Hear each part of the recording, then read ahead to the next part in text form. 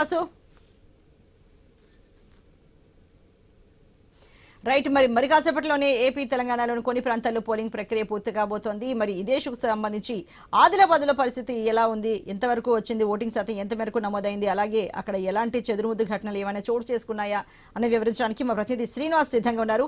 శ్రీనివాస్, మరి ఆదిలాబాద్ జిల్లాలో చూసుకుంటే కొన్ని చోట్ల మరి ఇప్పుడు సాయంత్రం 4 గంటలకే పూర్తి కాబోతోంది కదా అక్కడ పోలింగ్. అలాగే ఎంతవరకు చూసుకుంటే ఎంత మేరకు పోలింగ్ శాతం నమోదైంది, గత అసెంబ్లీ ఎన్నికలతో పోల్చుకుంటే ఈసారి ఓటింగ్ శాతం పెరిగిందా, ప్రజల్లో ఉత్సాహం ఏ మేరకు కనిపిస్తోంది శ్రీనివాస్?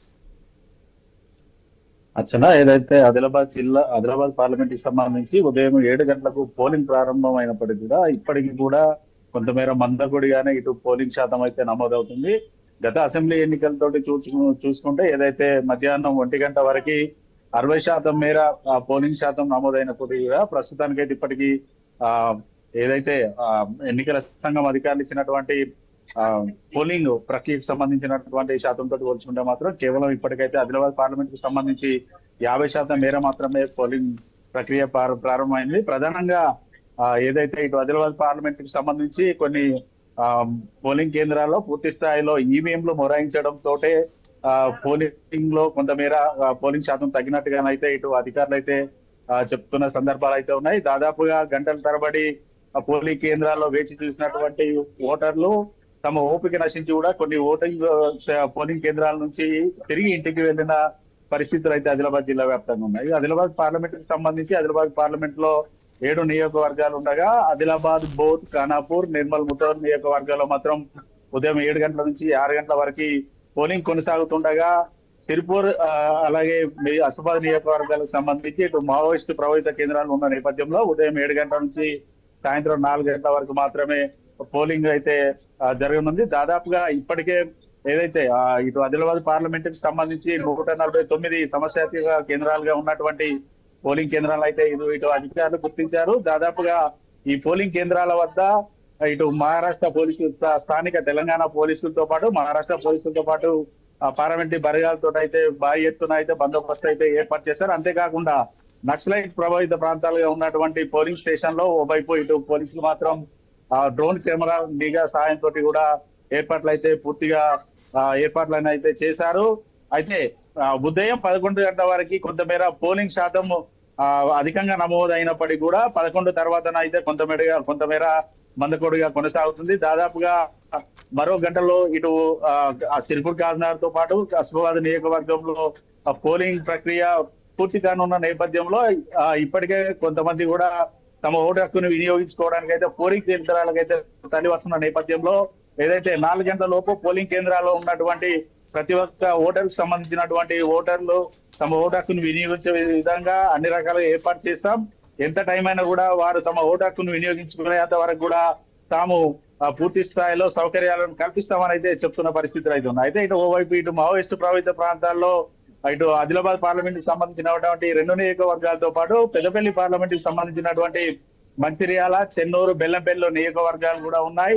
ఇప్పటికే అధికారులు కూడా పూర్తి స్థాయిలో మావోయిస్టు ప్రభావిత కేంద్రాలు ఉన్నటువంటి ఈ 3 నియోజకవర్గాల్లో కూడా అన్ని రకాలుగా ఏర్పాటు చేశారు. ఎక్కడ కూడా ఇటు ఆదిలాబాద్, పెద్దపల్లి పార్లమెంట్ లో కూడా కొంతమేర చిన్న చదురుమరు గడ్డలకు సంబంధించినప్పుడు కూడా అంత పెద్దగానైతే ఇబ్బంది పడ్డ అయితే దాఖలాలు లేవు. ప్రధానంగా ఈ 2 పార్లమెంటు స్థానాల్లో కూడా దాదాపుగా 5 నుంచి 10 గ్రామాల ప్రజలైతే తమ గ్రామాలకు ఎటువంటి రోడ్డు సౌకర్యాలు కల్పించలేదు కాబట్టి తాము ఓటు వేయడానికి సిద్ధంగా లేమనేసి ఇటు గ్రామాల ప్రజలు కూడా భీష్మించుకొని కూర్చున్నప్పటికీ కూడా స్థానికంగా ఉన్నటువంటి జిల్లా కలెక్టర్ స్థాయి అధికారులు ఆయా గ్రామాలకు వెళ్లి వారికి నచ్చజెప్పడంతో ఏదైతే గ్రామాలకు చెందినటువంటి గ్రామస్తులు కూడా ప్రస్తుతానికైతే ఓట్లు వేయడానికైతే సిద్ధమయ్యారు. రచన దాదాపుగా మరొక అర్ధగంటలోనైతే ఇటు ఏదైతే మావోయిస్టు ప్రభావిత కేంద్రాల్లో ఉన్న ప్రాంతాలను అయితే పోలింగ్ అయితే క్లోజ్ కానుంది.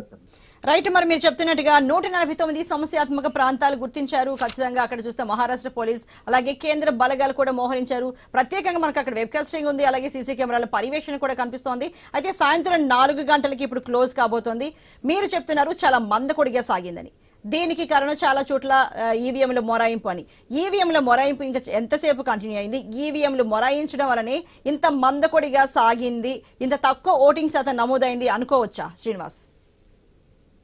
ఎస్ అర్చన, ఖచ్చితంగా దాదాపుగా ఆ ఏదైతే ఆదిలాబాద్ పార్లమెంట్ కు సంబంధించి సుమారుగా 20 నుంచి 30 పోలింగ్ కేంద్రాల్లోనైతే దాదాపుగా గంట నుంచి 2.5 గంటల వరకు అయితే ఈవీఎంలు అయితే మొరాయించాయి. ప్రధానంగా ఈవీఎంలు మొరాయించడం తోటి ఆ ఏదైతే ఉదయం పూట తమ ఓటు హక్కు వినియోగించుకోవడానికి వచ్చినటువంటి ఓటర్లు అయితే వెనుదిరిగిన సందర్భాలు కూడా ఉన్నాయి.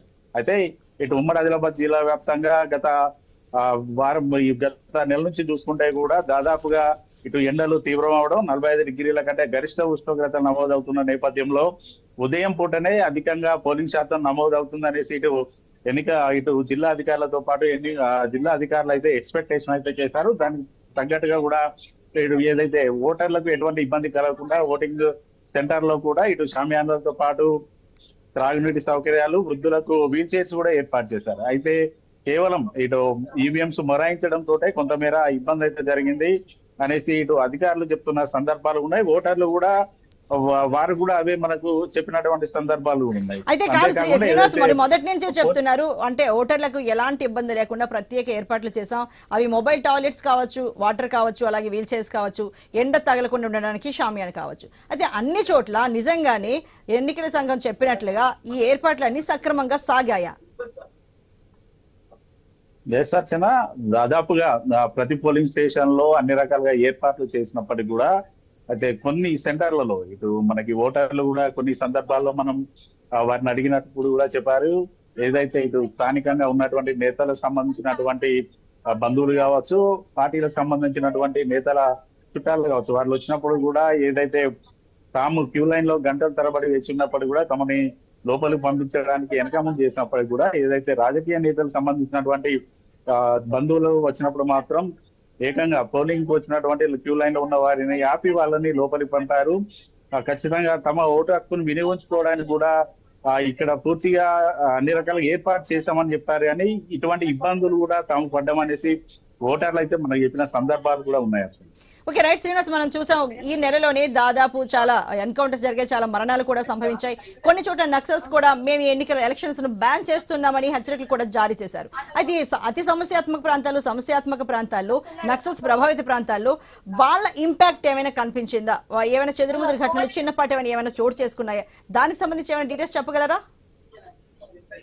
సత్యన, ఏదైతే ఇటు ఓవైపు ఈ రోజు తెలంగాణలో పోలింగ్ జరుగుతున్న నేపథ్యంలో తెలంగాణ ఛత్తీస్గఢ్ బార్డర్ లో కూడా ఎన్కౌంటర్ అయితే జరిగింది. దాదాపుగా ఎన్కౌంటర్ అనంతరం ఏదైతే మావోయిస్టు ప్రభావిత కేంద్రాలుగా ఉన్నటువంటి చెన్నూరు, బెల్లంపల్లి, అస్ఫాబాద్, ఇటు సిర్పూరు నియోజకవర్గాల్లో కూడా ఏదైతే ఇటు పెరి పాయింట్లలో కూడా పూర్తి స్థాయిలో పోలీసులు అయితే భారీ బందోబస్తును ఏర్పాటు చేయడంతో పాటు ఏదైతే నక్సలైట్ ప్రభావిత ప్రాంతాలుగా ఉన్నటువంటి పోలింగ్ స్టేషన్ లో కూడా అధిక సంఖ్యలో ఇటు భద్రతా సిబ్బందిని అయితే ఏర్పాటు చేశారు. ఎక్కడ కూడా ఎటువంటి ఇబ్బందులు జరగకుండా అన్ని రకాల చర్యలు చేపట్టారు. అయితే ఎన్నికల ముందు కూడా ఇటు నక్సలైట్లు కూడా హెచ్చరికలు చేశారు, ప్రజలకు కూడా విజ్ఞప్తి చేశారు. ఖచ్చితంగా రానున్న పార్లమెంట్ ఎన్నికలకు సంబంధించి ఎన్నికల్లో పాల్గొనకూడదని చెప్పినప్పటికీ కూడా ఎక్కడ కూడా అటువంటి వాతావరణం అయితే జరగలేదు. ప్రజలైతే స్వచ్ఛందంగా వచ్చి తమ ఓటు హక్కును అయితే వినియోగించుకుంటున్నారు.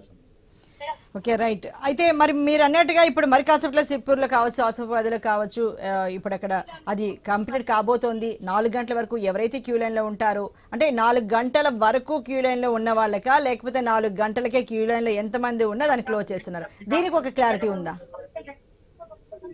అచ్చనా చూడచ్చు, దాదాపుగా ఏదైతే 4 గంటల లోపు ఏదైతే పోలింగ్ కేంద్రాల్లో ఉన్నటువంటి వారందరినీ కూడా వారి పూర్తి స్థాయిలో వారికి మొదటి ఉన్న వ్యక్తి దగ్గర నుంచి 0 నుంచి అయితే వాళ్ళు స్లిప్స్ అయితే ఇవ్వడానికి ఇటు ఈసీ సంఘం అధికారులు అయితే ఏర్పాట్లు చేశారు. దాదాపుగా చివరున్న వ్యక్తి నుంచి ఫస్ట్ స్లిప్ నుంచి స్టార్ట్ చేసుకుంటూ వస్తారు. దాదాపుగా ముందరున్న వ్యక్తికి ఏదైతే చివరి స్లిప్ అయితే అంటే అంకెల ప్రకారంగా అయితే లాస్ట్ లో ఉన్న వ్యక్తికి 1వ నెంబర్ నుంచి మొదలుకుంటే ఇటు ముందున్న వ్యక్తి వరకు అయితే స్లిప్స్ ఇస్తారు.